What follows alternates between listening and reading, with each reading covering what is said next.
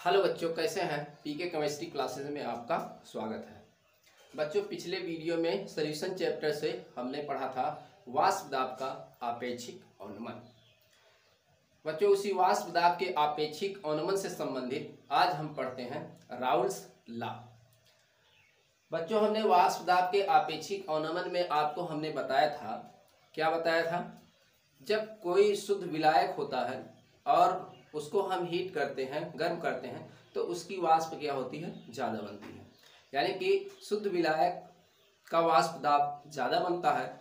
और अगर हम विलयन में, अगर हम उसी शुद्ध विलायक में कोई अवाष्पशील विलेय पदार्थ जैसे यूरिया है, नमक है, चीनी है, ग्लूकोज है, अगर किसी को भी उसमें हम डिजॉल्व कर देते हैं, घोल देते हैं, तो इस विलयन का वाष्प दाब घट जाता है। यानी कि विलयन का वाष्प दाब हमेशा क्या होता है, शुद्ध विलायक के वाष्प दाब से कम होता है। तो हमने वाष्प दाब का अवनमन बताया था, क्या बताया था, शुद्ध विलायक के वाष्प दाब P0 और विलयन के वाष्प दाब यानी कि PS के अंतर को हमने आपको बताया था वाष्प दाब का अवनमन। और इसी वाष्प दाब के अवनमन यानी कि P0 माइनस PS को हमने शुद्ध विलायक के वाष्प दाब P0 से अगर हमने इसका अनुपात कर दिया था, तो आपको बताया था वाष्प दाब का आपेक्षिक अवनमन बताया था। तो बच्चों, हमने बताया था वाष्प दाब का आपेक्षिक अवनमन क्या बताया था, P0 minus PS by P0। ये हमने बताया था वाष्प दाब का आपेक्षिक अवनमन बताया था। तो इसी वाष्प दाब के आपेक्षिक अवनमन से संबंधित क्या है, राउल्स का नियम है। हमने आपको एक राउल्स का नियम बताया था, शुद्ध द्रव विलयनों के लिए जो है राउल्ट का नियम बनाया था। जब शुद्ध द्रव को लिक्विड को मिलाया गया था, जो दोनों जो है वाष्पशील थे, उसके लिए हमने राउल्ट का नियम आपको बताया था। लेकिन यहाँ राउल्ट का जो नियम है, आप शुद्ध विलायक में जो है, जब आप कोई अवाष्पशील विलेय पदार्थ घोलेंगे यानी कि जिसकी वाष्प नहीं बनेगी, तब के लिए राउल्ट का नियम है। यानी कि जब आप वाष्पशील पदार्थ को आप इसमें घोल देंगे, अवाष्पशील पदार्थ को इसमें आप घोल देंगे, तो क्या होगा, उस अवाष्पशील का वेपर्स नहीं बनेगा, उसकी वाष्प दाब नहीं होगी, केवल किसकी होगी, उस विलयन में शुद्ध विलायक की ही वाष्प दाब होगी। तो वहां पर इस वाले विलयन में जो हम अवाष्पशील पदार्थ घोल रहे हैं, इसमें केवल क्या होगा, वाष्प दाब केवल शुद्ध विलायक का ही वाष्प दाब होगा, यानी कि इसका वाष्प दाब 0 नहीं होगा शुद्ध विलायक का। लेकिन जो विलयन में विलेय पदार्थ है, उसका वाष्प दाब क्या होगा, वो 0 होगा। चलिए आइए देखिए, वाष्प दाब का आपेक्षिक अवनमन से संबंधित राउल्स का नियम हम देखेंगे। RAOULTS Raoult's law. देखते हैं राउल्ट का नियम। राउल्ट का नियम क्या है बच्चों, देखिए, यही जो वाष्प दाब का आपेक्षिक अवनमन है P0 minus PS by P0, इसी को अगर हम क्या कर दें, विलेय के मोल फ्रैक्शन यानी जीटा जो सैल्यूट है, सैल्यूट के लिए है, मोल फ्रैक्शन के बराबर कर दें, तो यही क्या कहलाता है, राउल्ट का नियम कहलाता है। यानी कि अगर इसको हम डिफाइन, यही राउल्ट का नियम है बच्चों, इसी को हम कहते हैं राउल्ट का नियम कहते हैं। अगर विलेय के मोल अंश के, जो विलेय इसमें क्या है, अवाष्पशील विलेय पदार्थ मिला जिसकी वाष्प नहीं बनती है, इसी के मोल अंश के हम यहाँ बराबर अगर इसको कर दें, तो इसी को हम कहते हैं राउल्स लॉ कहते हैं। तो देखिए राउल्स लॉ क्या हुआ, देखिए यहाँ पर डिफिनीशन इसका क्या हो जाएगा, किसी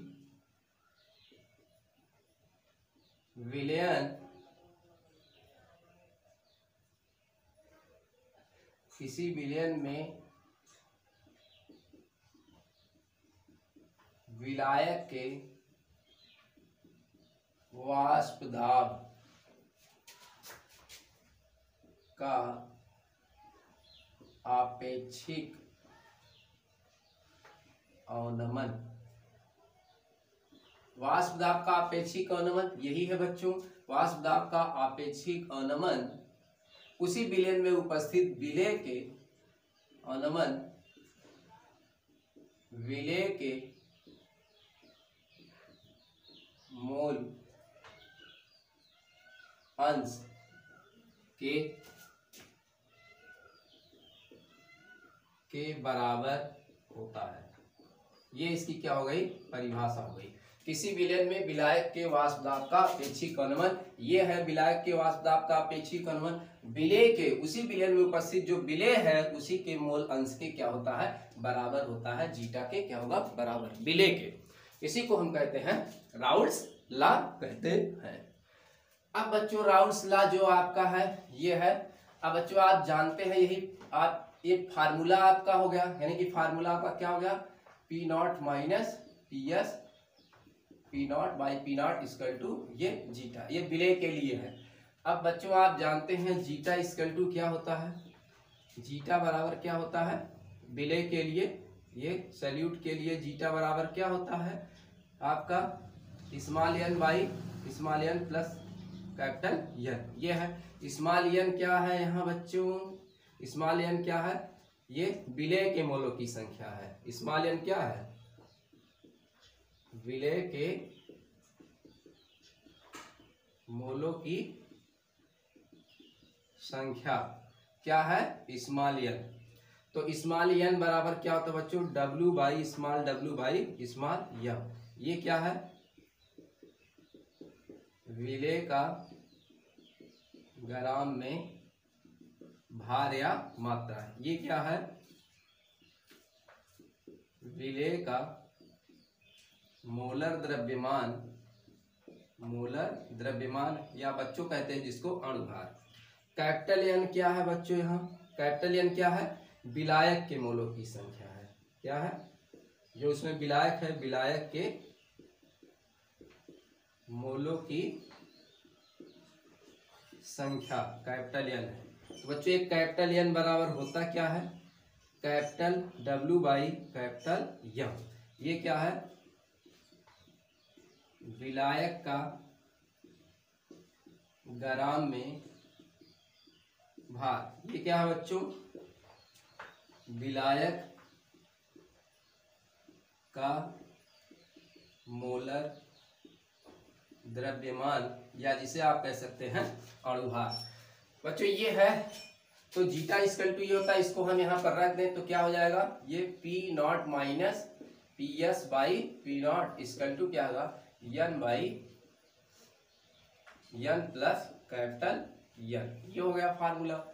बच्चों एन की वैल्यू अगर यहाँ पर हम रख दें तो क्या हो जाएगा, P naught minus P S by P naught equal to N की वैल्यू क्या है, स्मॉल एन की वैल्यू डब्ल्यू बाई एम है। ये बच्चों यहाँ हो जाएगा डब्ल्यू बाई ये एम, नीचे को आ जाएगा यहाँ भी डब्ल्यू बाई एम प्लस क्या हो जाएगा capital W by capital M. ये हो जाएगा बच्चों आपका फार्मूला। ये हो गया फार्मूला। यहाँ से बच्चों विलेय का अणुभार, जो विलेय का अणुभार है ये पूछा जाता है, विलेय का अणुभार पूछा जाता है। जो सवाल दिया होता है विलेय का अणुभार के लिए पूछा जाता है ये।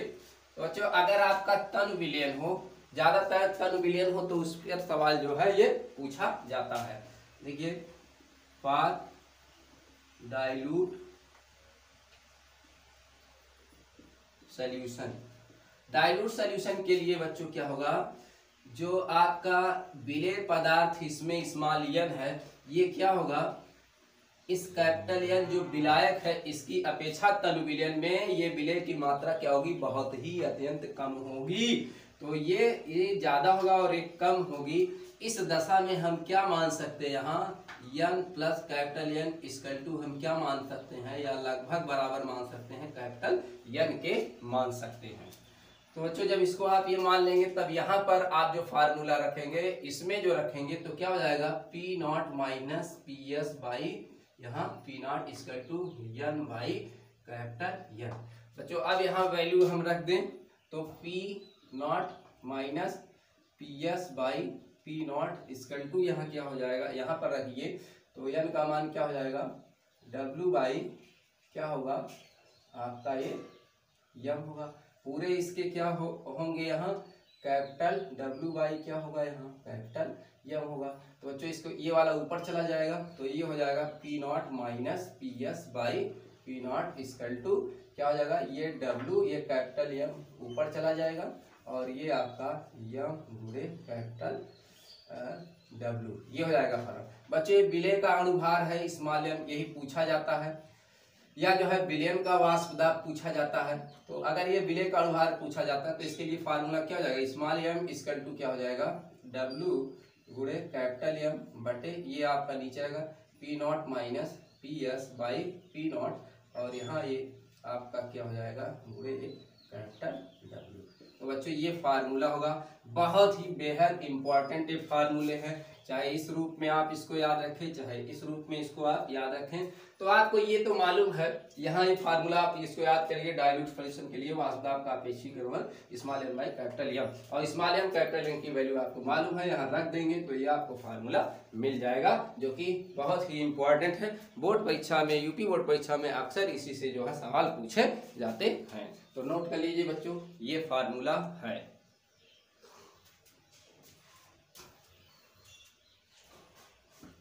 हो गया।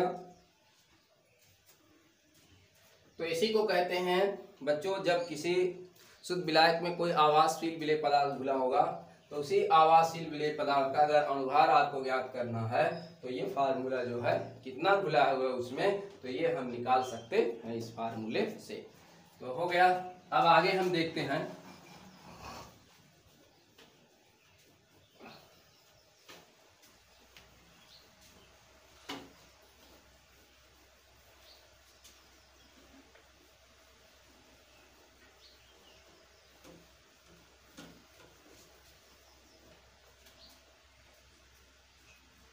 अगला देते हैं बच्चों राउल्ट के नियम की सीमाएं। राउल्ट के नियम की सीमाएं, limitation of Raoult law. Raoult के नियम की सीमाएं क्या है। नंबर एक बच्चों ताप स्थिर रहना चाहिए। नंबर एक बच्चों ताप स्थिर रहना चाहिए। क्यों रहना चाहिए ताप स्थिर, क्योंकि ताप स्थिर अगर आप नहीं रखेंगे तो वाष्प दाब जो है परिवर्तित हो जाएगा, क्योंकि ताप बढ़ाने पर वाष्प दाब बढ़ेगा, ताप घटाने पर क्या होता है वाष्प दाब बढ़ता है। क्योंकि जो वाष्प दाब होता है, जो वाष्प बनती है वो ताप पर ही डिपेंड करती है। ताप बढ़ाने पर वेपर्स बढ़ते हैं तो वाष्प दाब भी क्या होंगे बढ़ेंगे, ताप घटाएंगे वेपर्स घटेगा तो वेपर प्रेशर भी क्या होगा घटेगा। तो पहला ये है ताप स्थिर रहना चाहिए। दूसरा बच्चों यह नियम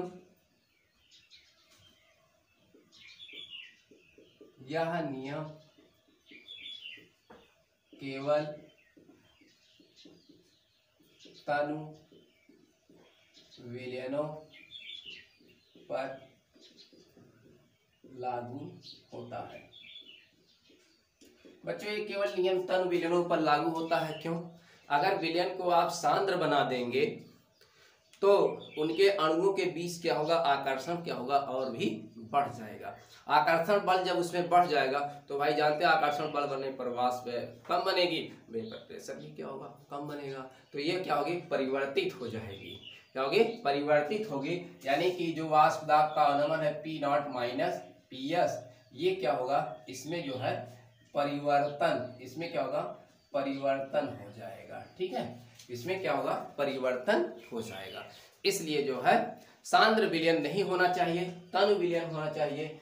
यह तनु विलयनों पर लागू होता है, क्योंकि तनु विलयन जो होता है वो क्या होता है, तनु विलयन जो होता है वो आदर्श विलयन की भांति जो है व्यवहार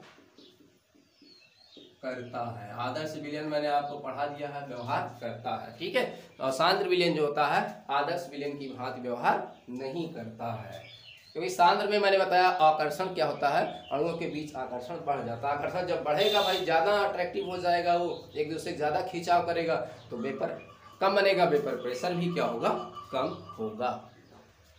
ठीक, तीसरा बच्चों जो आप विलयन बना रहे हैं, विलयन में वाष्पशील पदार्थ नहीं घुले होने चाहिए।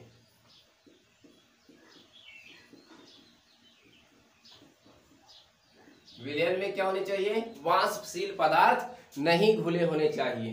क्योंकि बच्चों अगर वाष्पशील पदार्थ आप घोल देंगे तो उसमें जो विलायक आपका है वो तो उसकी वाष्प बन ही रही है। अगर आप वाष्पशील पदार्थ घोल देंगे तो उसकी भी वेपर्स बनेगी। उसकी भी जब वेपर्स बनेगी तो वाष्प दाब का जो आपेक्षिक अनुमान होगा उसमें भी क्या होगा? परिवर्तन होगा, चेंजेस हो जाएंगे। तो याद रहे जो आप विलयन बना रहे हैं उसमें क्या है? अवाष्पशील, जैसे यूरिया है, नमक है, चीनी है, ये घुले होने चाहिए। वाष्पशील पदार्थ जैसे आपका एल्कोहल हो, ईथर हो, बेंजीन हो, ये ऐसे चीज उसमें घुले नहीं होने चाहिए। ठीक है, नहीं तो क्या होगा? वाष्प दाब का आपेक्षिक अनुमान जो होगा उसमें परिवर्तित होगी, क्योंकि इसकी भी वाष्प दाब बनेगी। ये भी तो क्या करेगी? विलायक के साथ साथ जो है विलेय पदार्थ भी जब वाष्प लेगा वो भी वेपर प्रेशर डालेगा तो भाई परिवर्तित होगा। ठीक है, तो वाष्पशील जो है पदार्थ नहीं घुले होने चाहिए।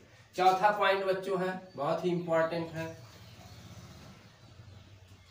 जो आप विलयन बना रहे हैं, विलयन में ऐसे वैद्युत अपघट्य पदार्थ नहीं घुले होने चाहिए। ऐसे वैद्युत अपघट्य पदार्थ नहीं घुले होने चाहिए जिनका विलयन में वियोजन या संयोजन हो।